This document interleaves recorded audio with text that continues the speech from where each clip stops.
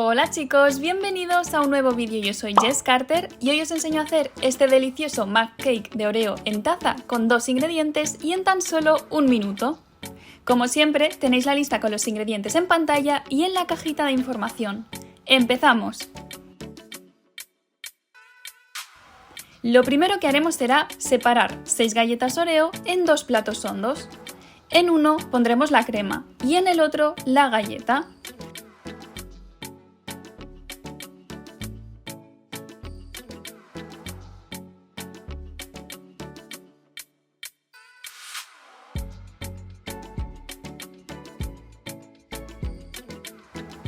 Una vez hecho esto, trituraremos bien las galletas. Yo lo hice con una picadora, pero si no tienes una, puedes hacerlo a mano con un tenedor.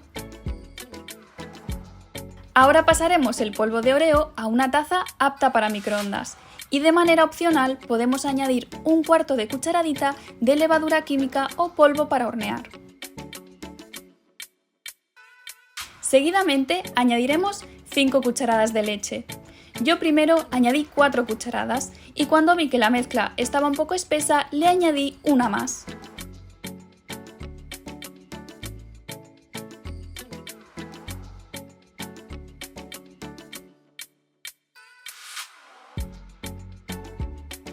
Esta es la consistencia que tenéis que conseguir. Ahora ya podemos meter la taza en el microondas durante 1 minuto y medio.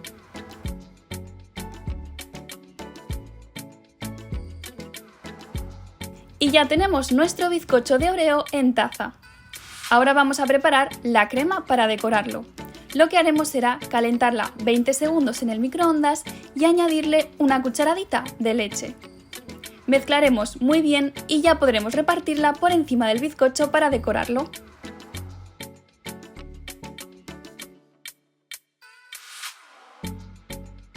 Además, podemos espolvorear un poco de Oreo y añadir un trozo de galleta. ¿Qué os parece? Tiene una textura blandita y esponjosa, está buenísimo. Si quieres seguir aprendiendo a hacer postres rápidos y fáciles, no olvides suscribirte al canal y hacer clic en la campanita para no perderte ninguna de mis recetas. Nos vemos en el próximo vídeo, ¡hasta pronto!